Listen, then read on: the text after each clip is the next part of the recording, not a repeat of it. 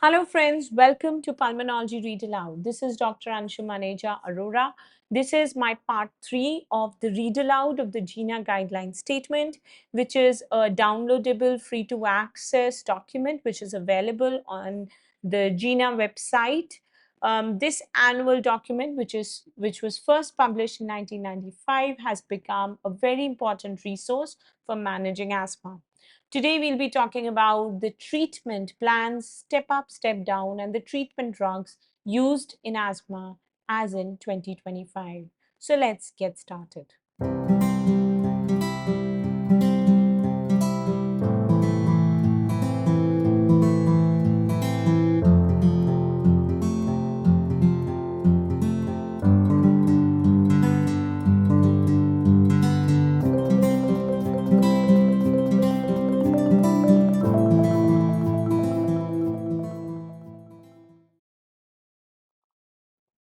So always whenever GINA guidelines are published for asthma, the personalized asthma care cycle is something that is uniformly advised throughout.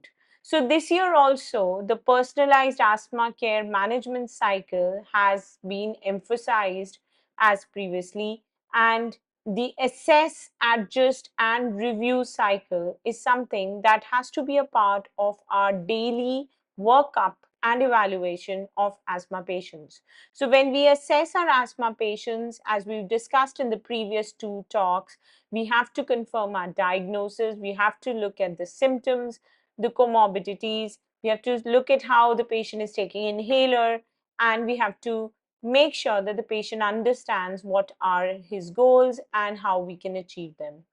When we follow up our patients and then we look at how we can treat those modifiable risk factors which are causing exacerbations, what are the other strategies that we can do, what are the tools that can help our patient and help us understand how to adjust the treatment. And when we review our patients, we not only look at their symptoms, we look at how many exacerbations they've had in a year. Are they having any side effects due to the medications? Is their lung function plateauing or improving?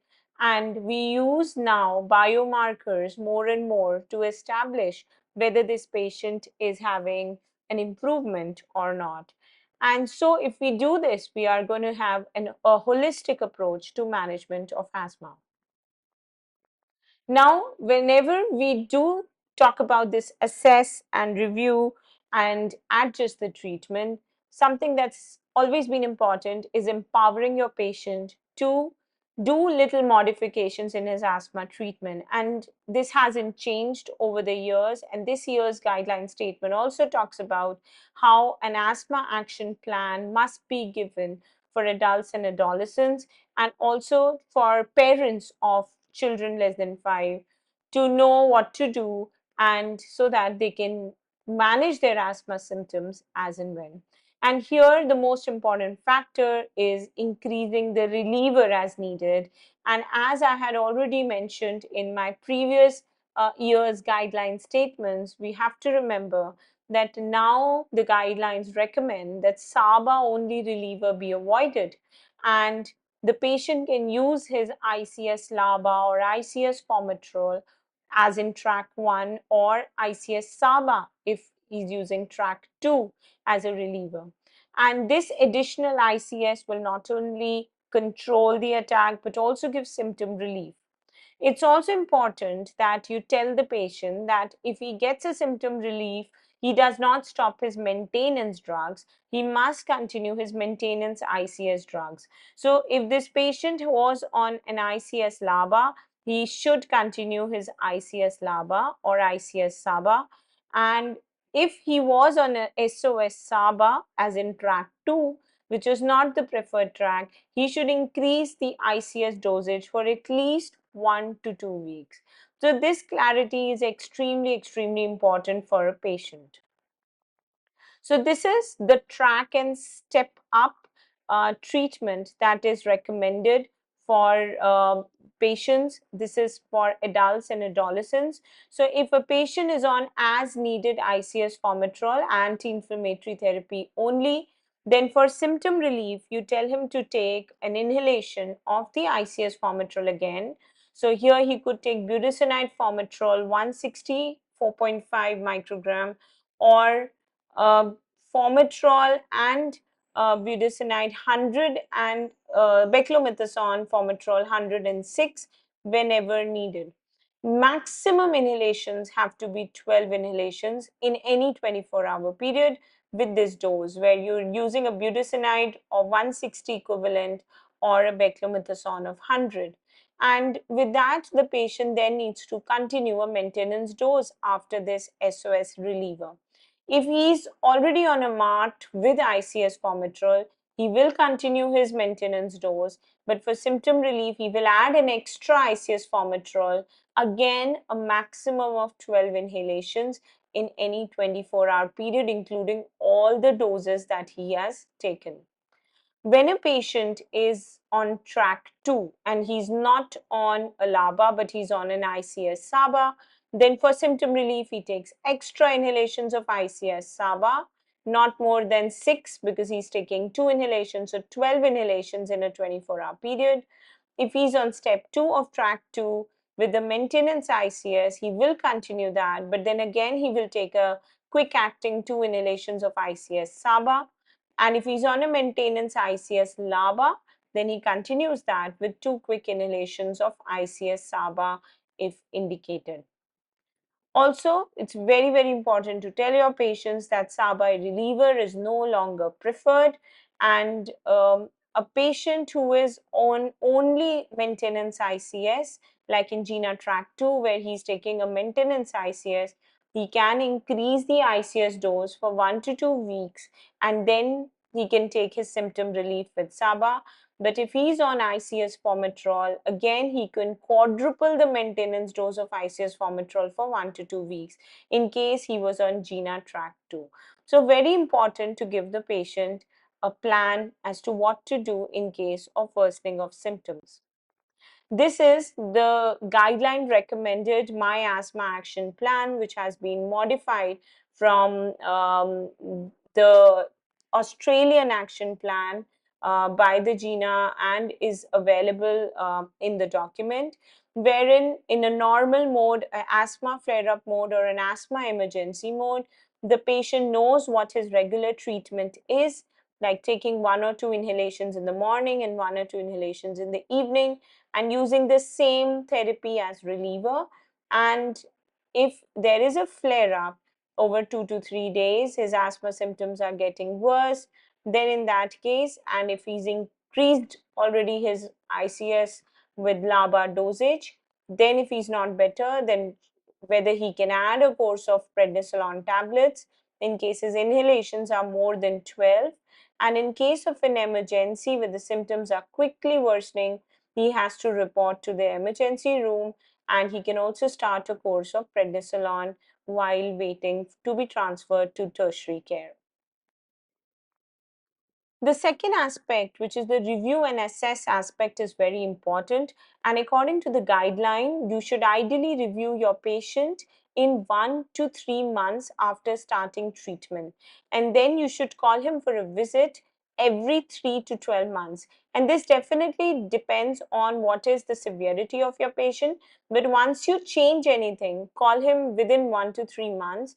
And then over a year, maybe he could visit you 3 monthly. If a patient has had an exacerbation and say he's got discharged from the hospital, he must see you in a week's time, and then 3 months, and then thereafter. Remember, it is also important to tell your patient that he can do day-to-day adjustment also of anti-inflammatory reliever. So patient does not have to really think about whether if he took 2 doses yesterday, is it okay to take 1 inhalation. So a day-to-day adjustment is also possible. Say when he is going for work, he may need more dosage, and when he's at home, he may need less. A short-term step-up can also be done for up to 1 to 2 weeks, like in a flare-up, and then this can be again brought down to his usual dose. Or sometimes you may require a sustained setup of 2 to 3 months of escalation. Once your patient is stable, his symptoms have settled at a dose, the time for step down arrives. And step down, according to the guidelines, should ideally be done after maintenance for 2 to 3 months and when your lung function achieves a plateau. So, a good idea would be to call him at 2 to 3 months, repeat his lung function, and see whether they are worsening or they have achieved a plateau and they are stable. And in case that is the scenario, you can consider stepping down the patient, but not before 2 to 3 months when you are doing a sustained step up. In the assess, adjust, review, a lot of emphasis is now being given for biomarkers. And as I had discussed in the first part of my talk on GINA guidelines, the utility of biomarkers according to the new guideline, we have to consider biomarkers when we are reviewing response to treatment also. Here, in addition to blood eosinophil counts, FeNO levels are very good markers that can suggest how the patient is responding and whether he should be on inhaled corticosteroid therapy. But it's very important to remember, and it has been really outlined by the guidelines, that a high baseline FeNO does not predict that patient will get an exacerbation after you step down ICS dose. This is because when you first see your patient, the high baseline FeNO could be because of several factors, including that he may be poorly adherent to inhaled steroids. And once you give him inhaled steroids, which he's adherent to, he may respond very well. And so the high FeNO initially does not tell you that you cannot step down this patient. Once he is regular with his treatment, it may be possible to step him down. So remember that whenever you consider biomarkers, you consider these biomarkers also after the ICS had been added. And you consider seeing these biomarkers for follow-up after you've already corrected other problems, such as inhaler techniques, such as adherence problems, because if you don't look into it, then the high biomarkers could be because of many reasons and they may interfere with your follow-up assessment. This is the treatment chart for adults and adolescents above 12 years in the guidelines. And after assess, adjust, and review, when we talk about asthma medications, it also clearly shows us what is the clinical history in which you could consider stepping up or down. So, if your patient has daily symptoms, or he's waking up at night once a week or more, or he has a low lung function or a recent exacerbation, then in track 1, which is the preferred track, you must start with the medium dose ICS-formoterol maintenance and reliever therapy. If the patient is taking track 2, then he can be on a medium dose ICS-LABA and SOS-SABA or ICS-SABA. Now, if this patient also has a more severe exacerbation, then here he could directly be on step 4 and a short course of steroid may be needed if it's an exacerbation. If your patient does not complain of daily symptoms, however, and they come most of the days of the week, or he wakes up in the night once a week or more, or his lung function is low, then you could still start him on low dose MART therapy or low dose ICS LABA and SOS SABA therapy, which is the step 3. If your patient's symptoms are much less than 3 to 5 days a week, so say he says once a week I need to take my inhaler, rest of the days I'm fine, and when you do a lung capacity it is normal or it's just mildly reduced, then you could add only SOS ICS formoterol in a low dose. So his symptoms are less than once a week and no nocturnal symptoms, then this can be done. So this way you can real time utilize the asthma step up, step down algorithm and see what patient will need which form of therapy. I've already shown this flowchart, the very popular GINA flowchart in my previous video. And so if you use this flowchart, then with the rising symptoms, we could step up the patient and then with improvement after 2 to 3 months in a continuous step up, you could try to step down your patient if his lung function is stable and his symptoms are settled. In children aged 6 to 11 years, when we talk about asthma medications, including ICS, here again, just like an adult, if your child is waking up with symptoms at night once or more a week, with most days having symptoms and a low lung function, even in this child, a medium dose ICS LABA plus SOS SABA or a low dose MART can be given with a short course of steroid if it's an acute exacerbation. So very much like adults. If his symptoms are most days or he wakes up still at night once or more a week, you can give him a low dose ICS LABA, which is step 3. If the patient's symptoms are 2 to 5 days a week, but he's not waking up at night, his lung functions are okay, a daily low dose ICS plus SOS SABA can be given. So in children 6 to 11 years of age, you will be giving LABA as a step 3, not as step 2. And in step 2, you would be giving only daily low dose ICS. So another point to note, you can give a LABA if your child is above 6 years of age. And if the symptoms are less than 2 days a week, no night symptoms, then you can give them an SOS ICS whenever the SABA is taken. Because a lot of time parents tend to just give them a SABA, but you have to emphasize that if you are taking a SABA, please do take a low dose ICS also. And for children whose symptoms are 1 to 2 days a week or less, adherence with daily ICS might be very low. So you can always reiterate this point that you're giving him SABA, please also give him a low dose ICS along with it to reduce the exacerbation risks. This is the flow chart for child 6 to 11 years old.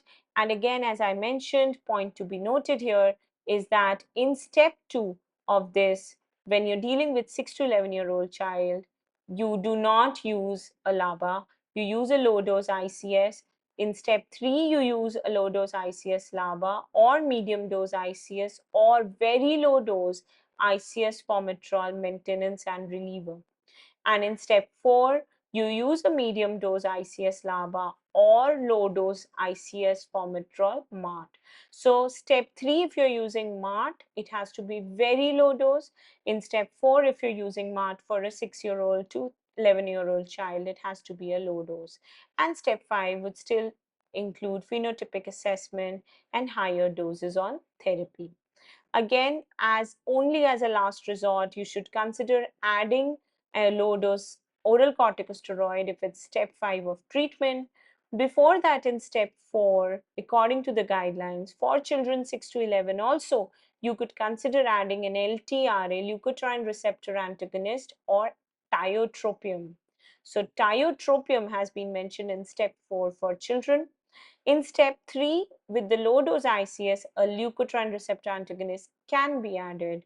And here, if the patient is not taking a daily low dose ICS, the other controller option is a daily leukotriene receptor antagonist with a low dose ICS whenever SABA is taken. So when we talk about low dose, medium dose, high dose, it's important to understand what is the dose that the guidelines are talking about. So for 6 to 11 years old, according to this table from GINA guidelines, budesonide and formoterol, if you're using as 106 strength in DPI, the maximum total inhalations that a child can take will be 8 inhalations a day. So that will make a budesonide to be 800 micrograms. So if the child can take as high as 800 micrograms of budesonide, when he's on step 1 or 2, AIR only, there is still no good evidence. But in step 3, 4, and 5, child can take MART with 1 inhalation daily plus 1 as needed. So if you're talking about a low dose combination, then he can take strength of 100 budesonide as 1 inhalation once a day. And only in step 4, it becomes 1 inhalation twice a day. So he's receiving 200 of budesonide and step 5 MART is not recommended. You have to evaluate the child further. For children who are adolescent, 12 to 17 years, this dose of budesonide-formoterol will be 200 on 6, and here a maximum inhalations are recommended to be 12. So there is a much higher dose range that we are looking at in adolescents. Here also, as anti-inflammatory reliever only, SOS 1 inhalation of 200 microgram budesonide with formoterol 6 is okay, but with step 3 MART, 1 inhalation BD, or once a day, with step 4 MART, 2 inhalations twice a day, which makes it 400 microgram twice a day of budesonide plus 1 as needed.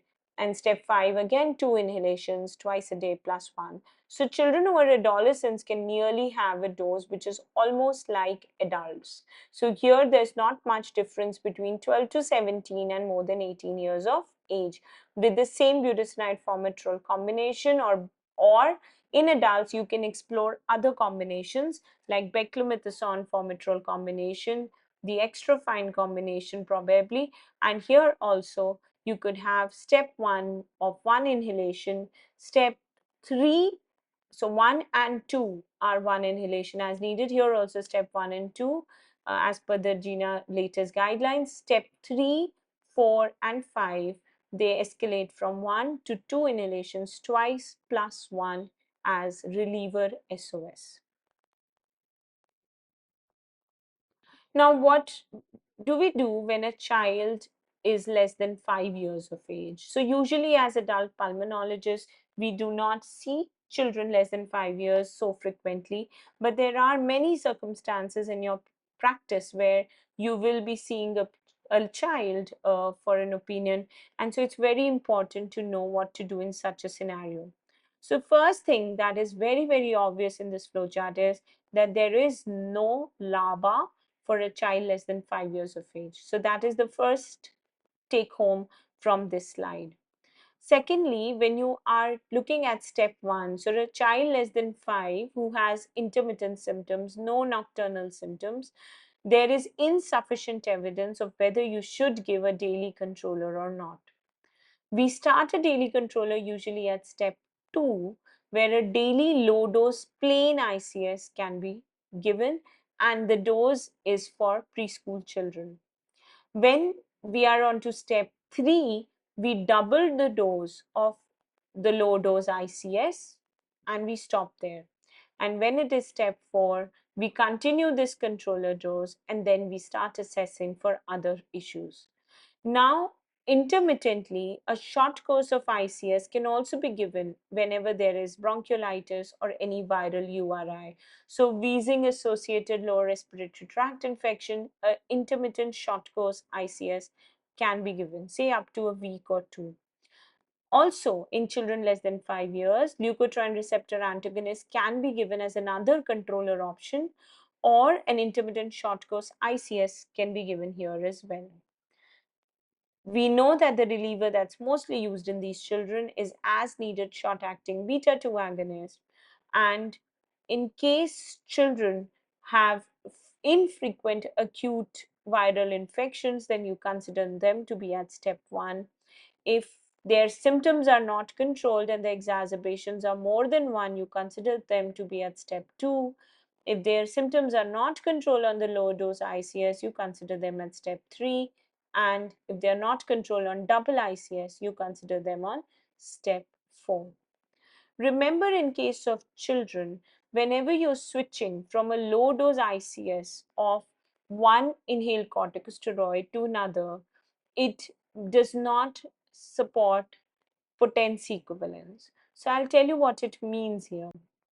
So if you're looking at this chart, this table given by GINA guidelines, they mention how beclomethasone standard and beclomethasone extra fine has a total daily dose of 150 in children. Now, in case this patient was on 100 micrograms of beclomethasone by PMDI, and now you decided that my child will do better if he's on nebulized budesonide, and you start him on a potency of 0.5 milligram or 500 microgram. These two are not equally potent. So you cannot correlate the potency, and you cannot say that we are equally switching from a low dose beclomethasone to a low dose budesonide. The child may have more side effects. He may or may not have more relief or less relief. So every inhaled corticosteroid has to be seen its own perspective. You cannot interchange the steroids by thinking that the potency stays the same if you use 100 of beclomethasone and say a zero point 0.5 milligrams of a budesonide. However, when we talk about individual inhaled steroids, then beclomethasone 100, budesonide 500 micrograms, fluticasone propionate 50. There is no sufficient data about fluticasone furoate in children less than 5, which has to be remembered. Mometasone 100 and cyclosonide also we don't have enough data. So when you're talking about giving ICS in children less than 5, you take away the fluticasone, furoate, and cyclosonide. In others, the only medicine, only ICS that you can give above 1 year of age is nebulized budesonide. You can give fluticasone propionate if the child turns 4. But when you're talking about beclomethasone and fluticasone, um, you have to look at, and mometasone, you have to look at children above 5 years of age only. So less than 5 years, there are two, budesonide and fluticasone propionate. Now we know now how to step up. We very well can manage that based on the symptoms and the exacerbations, but how do we step down? So when we're talking about stepping down, we must remember that the lung function should be stable for more than 3 months and the asthma should be well controlled. So if your patient's current step is step 5 in adults, he must be on a high dose ICS LABA and oral steroid. If you are trying to step him down the steroid, what all options do you have for this patient? Firstly, you could, if he's a T2 high severe asthma, you should consider adding biologic therapy if he's eligible, and then reduce the oral corticosteroids first. You should also optimize his inhaled therapy so that his oral steroid is reduced. For instance, switching him from a DPI to a PMDI or a PMDI with a spacer can be done. You can use sputum guided approach, the sputum eosinophil levels if it's available, and then reduces steroid. And if your patient is already on a low dose oral steroid, you could first start by alternating the dose. So he could take the dose alternate day, which eventually means a lower dose.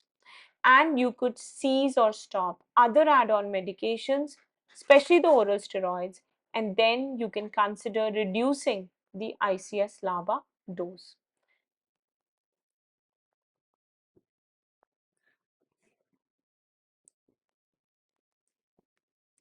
Now, if your patient is on step 4 of the GINA management, that means your patient has been on a moderate to high low dose ICS LABA maintenance therapy, then in that case, your patient should be continued to be on ICS LABA.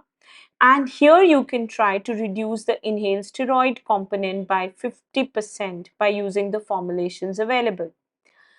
The caution here is that if you try to stop the LABA and switch him from a moderate to high dose ICS to directly ICS alone, then that can lead to deterioration. So you first try to reduce the ICS component, and then only you may switch this patient from ICS LABA to ICS alone. You can also switch to maintenance and reliever therapy with ICS-formoterol at a lower dose. And in case this patient is on a medium dose ICS-formoterol as maintenance reliever, you can again reduce it to low dose and continue it as a reliever. For patients on high dose ICS and a controller like leukotriene receptor antagonist, again ICS dose has to be reduced by 50% and you have to continue the second controller. So it's really step down in a very phased manner to avoid deterioration. For patients on step 3, that means those who are on a low dose ICS-LABA maintenance, that means if you are on a formoterol budesonide of 100 budesonide, which will be the low dose for an adult, then in that case, you can reduce the ICS-LABA to once a day. That's something that is important to understand, because although the duration of action of budesonide, for instance, is twice a day, the guidelines do recommend that you can switch to once a day therapy when the patient is being stepped down and if he's stable. So you can do that. But remember that if you discontinue LABA, then it can lead to deterioration. So you have to be very careful about that. Now, if your patient was already on a low dose ICS-formoterol as maintenance, but also as a reliever, that then you reduce it to once a day and continue the reliever. And you consider stepping down to only SOS ICS-formoterol, or you can step down by reducing the ICS dose. And if your patient was only on ICS, which was a little higher dose, you can try adding ICS plus LABA and reducing the overall ICS that the patient takes. For patients who are on step 2, which is a low dose maintenance ICS, you can make that low dose maintenance as once a day. And here they've given many options. So you can take budesonide, cyclosinide, mometasone, fluticasone, and that can be done. And or you can switch them to as needed only low dose instead of ICS maintenance to SOS ICS-formoterol, or you can take SABA and SOS ICS. But remember that if he has been on a low dose maintenance ICS, do not completely stop ICS, because risk of exacerbation with SABA only treatment is high. So once you consider all of these, it'll be easy for you to step down your patient in a phased manner and still maintain his asthma control. This is the dosage of the medications taken from GINA table on track 1 anti-inflammatory reliever therapy. And I did discuss that for children 6 to 11, adolescents and adults, there are a few changes in the medication. For instance, for adults, they do mention beclomethasone, they do mention budesonide, whereas in children, they do not mention beclomethasone. And the safest that they've mentioned is budesonide for little children less than 5 years. So if you're talking about budesonide formoterol DPI, 100 of budesonide and 6 microgram of formoterol versus a combination of 50 and 3, uh, then you can also look at some combinations where PMDIs might have a 3 microgram of formoterol. Then for adolescents, 206 micrograms budesonide formoterol and 103, where you can give more doses then. For adults, budesonide formoterol 206 combination or 103 combination with a beclomethasone of 106 combination. So these have been recommended. They also mention that they have not studied beclomethasone formoterol for SOS use, but because it's useful in moderate to severe asthma, it can be used in those cases as SOS. But maximum dose of beclomethasone formoterol any day should also be 12 inhalations based on the safety data.